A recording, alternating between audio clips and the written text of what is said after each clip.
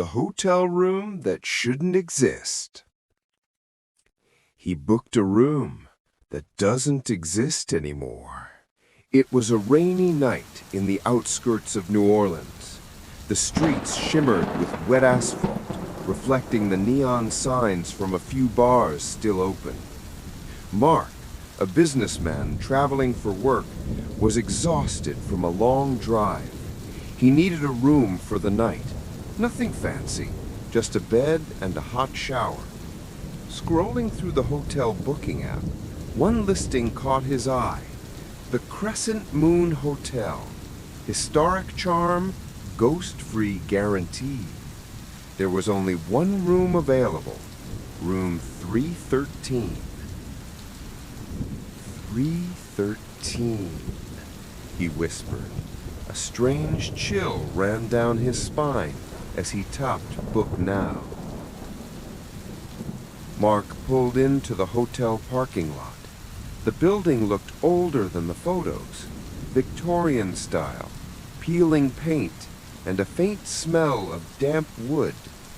He entered the lobby. The receptionist, an elderly woman with pale skin and sharp eyes, smiled, though something about her seemed unnatural. "Welcome to the Crescent Moon. You've booked room 313? She asked. Mark nodded, handing over his ID. She paused, her smile tightening. 313? That room hasn't been open for years, she said, almost whispering. Mark laughed nervously. Really? The app said it's available. Her eyes lingered on him, then she said nothing more.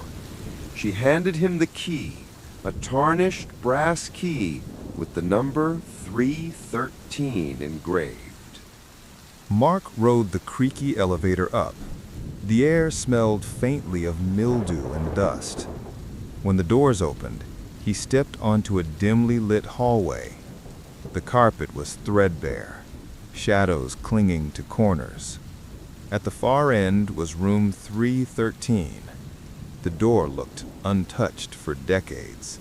Faint scratches marred the wood. A soft glow seemed to radiate from the keyhole. He hesitated. His hand shook slightly as he inserted the key. The lock clicked, then resisted for a moment. Finally, the door swung open. The room was modern, surprisingly clean, with a bed neatly made, a desk, and a lamp that flickered softly. Maybe the app just updated the room, he thought. Mark unpacked and decided to shower. Afterward, he sat on the edge of the bed, scrolling on his phone. Suddenly, he heard it, a whisper, soft, almost like a sigh, coming from the corner near the window. "Hello, Mark." He froze. Nobody else was in the room. The window curtains fluttered, though the air conditioner was off. He tried to convince himself it was his imagination. Minutes later, he noticed a photograph on the desk, a black and white photo of a man, looking exactly like him, sitting on this same bed decades ago. His heart pounded. He flipped the photo. Nothing written on the back, only the date, June 13th, 1962. Mark got up to leave the room, but the door wouldn't budge. The handle rattled, then froze. The faint whispering grew louder.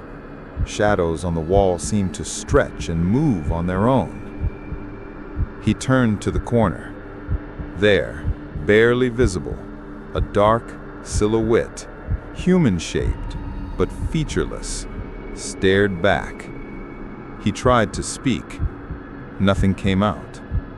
The shadow moved closer. The lamp flickered violently. Suddenly, a voice, deep, distorted, echoing from all directions. "You weren't supposed to be here." Mark stumbled back onto the bed. The photograph slid across the desk, flipping to reveal a second picture.